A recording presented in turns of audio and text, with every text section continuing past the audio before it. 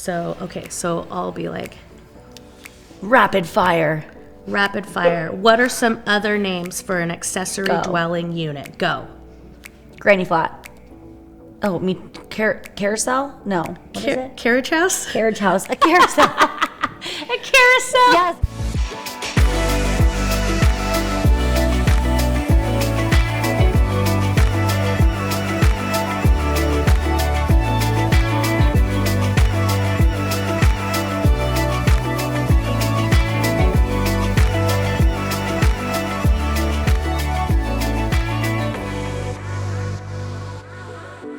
Okay, Sammy, rapid fire. What are some other terms for an ADU, an accessory dwelling unit? Granny flat. I can't say it without saying carousel. I'm gonna skip it. What is it? Carriage house. Carriage. So carriage. Carriage house used to be like where the people that drove the horse and buggy, they would Okay, live carriage. out back. In the carriage house. Okay. Okay. Yeah. Carriage house. Yeah. Okay, Sammy. Give me some other names for an ADU, also known as an accessory dwelling unit. Carriage house. Granny flat. Lock off. Garage apartment. Mother-in-law quarters. Casita. That's a fun one. I think that's enough. 6? Yes. That's yes. 6. ADUs in other communities are called by different names, and we're gonna kind of review with you the benefits of owning an ADU on your property and why we want to push people in our community to build and accept the idea of an ADU. Before we get into that, As always, like, comment, subscribe, turn on your notifications so that you never miss a week with us. Call or text also, or email. yes, happy to divulge as much information with you guys in a one-on-one conversation. We have these conversations all the time. Happy to give you the resources and the information that we know. So we wanted to talk about ADUs. They've become a hot topic around North Idaho, especially this year with our affordability crisis that we're having here in and around the Coeur d'Alene area. ADUs, as we mentioned in the intro, have different types of names, but essentially what they are is some smaller studio-like living space that's detached from a property, from a main residence, that provides housing options for long-term or even short-term purposes. So 3 big things about ADUs that we kind of want to share. First and foremost is ADUs absolutely help us address the affordable housing crisis that we have in our resort town. Yeah. And I mean, in all honesty, this could be maybe not the silver bullet for affordability crisis in other resort towns like Sun Valley and Jackson Hole, but it is a part of a multi-prong approach. Absolutely. So the addressing the affordability crisis, providing affordable housing. Also, it can make anybody who is a property owner immediately turn into an investor. And the third thing is that it enables and facilitates multi-generational housing, which has become a hot topic in the last handful of years. So let's get into it. First and foremost, affordable housing. Affordable housing. Yes. Let's now, talk about it. Sammy has personal experience living in Vail and seeing the housing crisis escalate in Colorado. Yeah. You've seen it firsthand. Yeah. Well, so I've lived in an ADU two seasons when I was out there. Basically, a lot of these homes in resort towns are built with the idea that you have a separate living quarter, and they always have their own entrance, which I think is important to reiterate, because I think when people hear or think about having somebody rent out a portion of their home, they're like, well, no, no thank you. But it is like very separate. It's private. You have, in some cases, a full kitchen or kitchenette so that you are fully self-sufficient. You don't have any like shared living quarters with whomever owns the home. For example, the one that I lived in was like a family. They had a couple small children and they lived in the upstairs and we lived in the downstairs, and we had our own separate kitchen, living room, bathroom. It was 3 bedrooms. Laundry? Yeah, we had we had laundry. The first one I lived in, we had a shared laundry, but it was in like a common space. So it was like you would walk in, laundry was right in this like kind of entryway, and then you would go downstairs or upstairs sort of a thing. So you're still pretty separate. But basically, you get these people, and we're seeing it a little bit more here as well, that are like seasonal employees, right? So when I lived in Vail, I was only there October, or like November, essentially through April, and then I would come home here and do another seasonal job, essentially. So you're getting people that are looking for more short-term rentals. We would pay 6-month lease, even though we were only there for like 5 months, but you pay for the accessibility. Yes. But more short-term rentals. So I don't want to sign a year lease.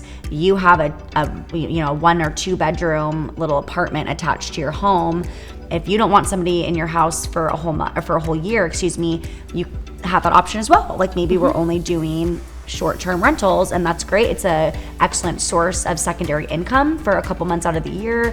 Those busier, more popular months where you're probably not even in your home anyways, like summertime here. Yes. Great time to be like, okay, influx of people coming to live and work in Coeur d'Alene. I'm at the lake all summer. Rent out my basement with a separate entryway. You get a little bit of secondary income. You're helping somebody out, because let's be completely honest, when you live and work when you live in a resort town, a large portion of your economy and your industry is hospitality. So in order for these resorts and activities that we love and enjoy doing so much, you have to have people to work them, right? You have to have staff, you need employees. So in my opinion, I think it's a win-win. Like if you want to enjoy living in a resort town, at some point we all have to figure out a way how we can contribute to that, And one of those ways is by housing people. When you're younger, let's go work in a cool lake town, but we have to live somewhere, right? Yes. And a lot of times the people that need these housing opportunities are people that work hourly jobs and are relying on tips. Yeah. And like Sammy said, it is seasonal. And so these people have been feeling the crunch on rents even more so. Right. Because, with a short-term rental, it is the logic that typically you charge a little bit more per month, for a short-term rental versus, okay, well, I don't have you locked in for an entire year, so let me give you a slightly better rate. Yeah. But with the ADU, because it's such a small place and it's, usually attached to someone's house or in someone's backyard, there is the ability to offset those expenses from their mortgage, and they're not necessarily looking to, get $2,000, $3,000 a month in rent because it's an entire house. It's just a smaller, 2-bed, one bedroom studio type of scenario that's just enough space for someone to come and kind of crash and store their things stuff and make a meal and sleep at night because they're out working and they're out doing other things. So in terms of affordable housing, I know our community, especially within Coeur d'Alene city limits, there is a big push by our city council and by our community of developers and administrators at the city and the county. They want to make this a favorable environment to build these accessory dwelling units because they see it as an absolute must for seasonal workers, for the ability to provide affordable housing, because maybe it's a $500 or $600 a month for an ADU versus $2,000 for an entire house, which some people don't need. Right, absolutely. Yes. And that was perfect. It's like no one who's seasonal workers for the most part, like are trying to spend any time really in their home, right? Yeah. You're here to They're work busting and you're their here to butts. play. Like Yeah. also, so it's like if I'm not at work, I'm trying to enjoy this gorgeous town that I moved to for that reason. Like I'm on the lake, I'm hiking, I'm biking, I'm doing other things. You're camping, right? And you know, I did a seasonal job for 5 years, and everyone that I've met that is a seasonal employee, it's like we all have the same mindset. We're here to work and we're here to play. I'm not here to hang out in my house. Like, because I know people, and like rightfully so, renters is risky, right? And as any investor kind of has that fear of having a bad tenant, right?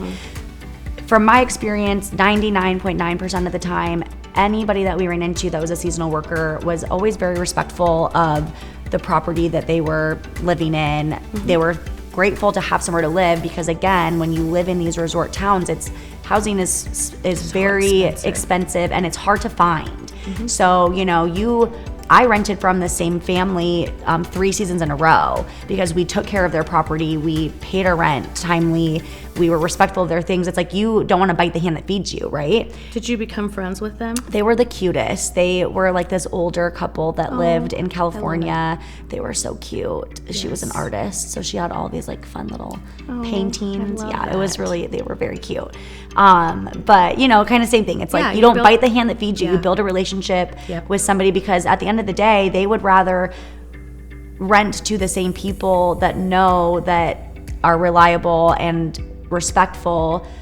And I think that most of the coworkers or you know, people living in these towns and working in these towns, for the most part, have the same mindset. And I really do want to put that out there so if, you know, you're a homeowner that is like, I don't know if I want strangers living in my house, you know, we use this more as like a guest area. You know, I do want to put it out there that most people with that like adventure mindset want to take care of things, and they want to be able to enjoy the town that they're living in. They want to have a good relationship, because at the end of the day, you're living in close quarters with these people as well, right? Like you have a separate entrance, but it's not like you're never going to see them. And if you kept your neighbor / landlord up until 4 a.m, that's uncomfortable. You don't want to do that. No. So, you know, I kind of just want to put that out there as somebody who's lived in this kind of environment, worked with people who are utilizing this structure. I don't want people to immediately kind of be closed off to the idea. Or fearful. Exactly. Closed off and fearful to the opportunity, really, for extra income, and the idea of having somebody live in kind of your space. Yeah. So that brings us to our second point. The ADU, or the casita, or the lock-off, the sidekick, the carriage house. Carriage house. All of this essentially turns the everyday homeowner, or even someone on a fixed income, into an investor. It creates cash flow. And I think that's one of, you know, kind of the win-win, I guess you could say, about owning an ADU or building an ADU on your property. So the cost of an ADU, maybe it's, say, 800 square feet, which is more than enough space. More than enough space. Maybe it costs you, you know, $75,000 to build something brand new from the ground up, you know, in the back corner of your yard with some alley access and a parking space.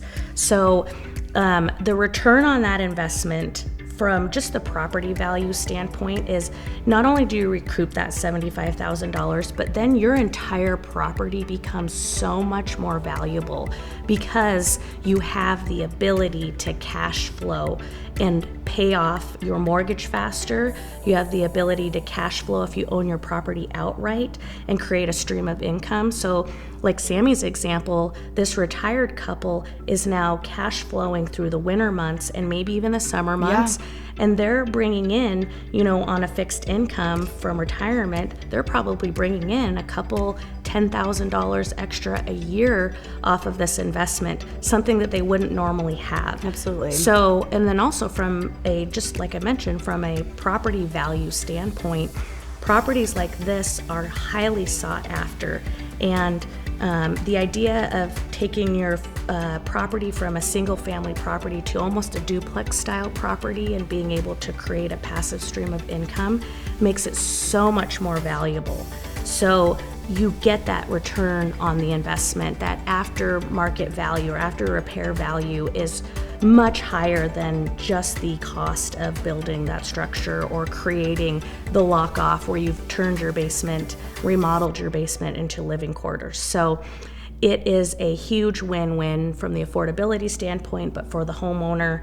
And then that also increases the value of the homes in and around it too. So it turns the everyday homeowner into an investor without having to leave their property. And they're able to maintain it and watch it and keep a close eye on things.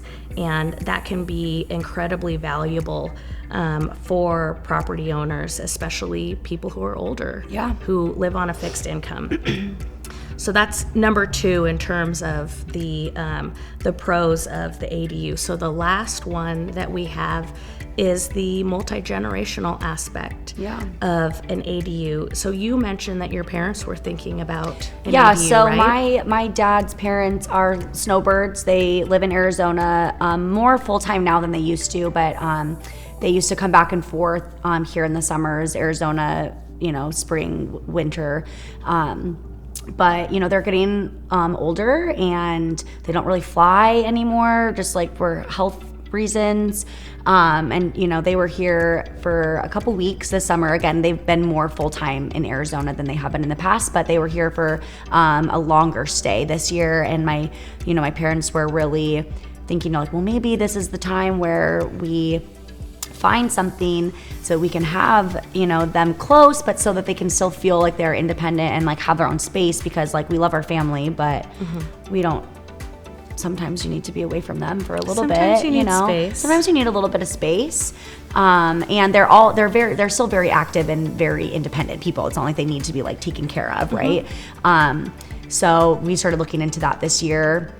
And there, more and more things are coming up. As Lindsay mentioned earlier, builders are now, there's a couple groups that like specifically only do these kinds of properties now with multi-generational housing. And that can look a couple different ways. You can have your garage the apartment over the garage, or even like the little additional 1-bedroom kind of studio area. But they're building these now specifically for that reason. You have your college student that comes home in the summers and they have a little bit more independence, grandparents, as just any other extended family that's here for longer periods of time and might need more than just like a guest bedroom sort of a situation. Yes.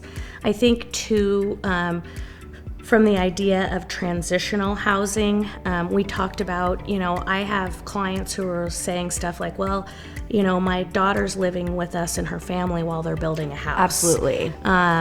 Or I have clients, again, on the flip side of that, who are building a house and they're living with their parents, or they're living with their brothers and sisters, or they're living with some sort of family member or friend. And the idea that you can have a separate space, that you're not all in the same kitchen, you're not all in the same laundry room, you're not all in the same bathroom, you can maintain your own life without having to accommodate guests because you've got this separate living space. So in terms of multi-generational housing, it serves so many purposes. Older folks who, maybe we don't want to put them in assisted living, or they are still independent, very much independent, like Sammy's grandparents.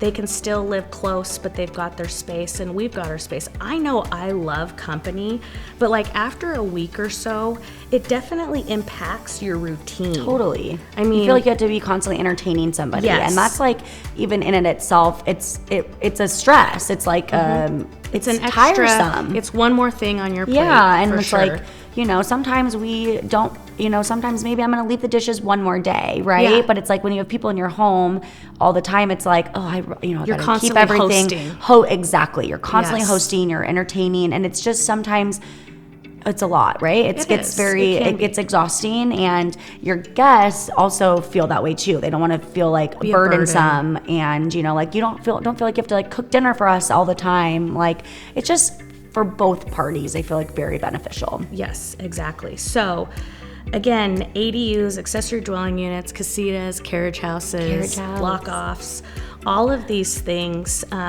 are very beneficial, and we really want to get the word out about this, not just for, just in general, but here in our community, that property owners, I guess one thing to touch on real quick before we send off is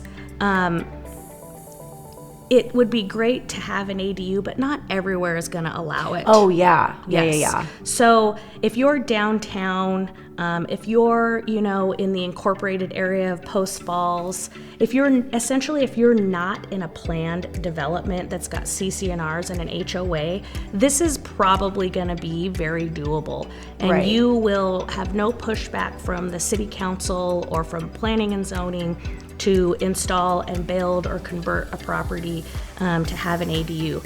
The areas that you're definitely not gonna have this work are gonna be the neighborhoods and planned developments. There's just too many restrictions. There's, maybe there's even policies in certain neighborhoods on rentals as well.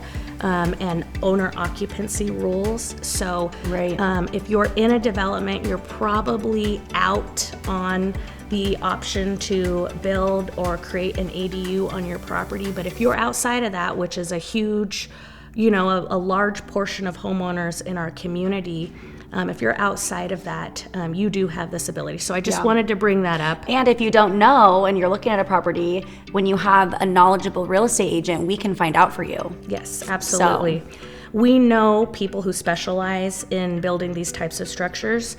We kind of understand for the most part, and if we don't, we know how to find out that information and point you in the right direction on where to find the info on how big an ADU can be, what the setbacks can be, the approval process on that, and finding a contractor who can make all of this a reality. So don't hesitate to call, text, or email us, and we'll be happy to share these resources and information with you. But once again, thank you for joining us. We hope that you learned something new today.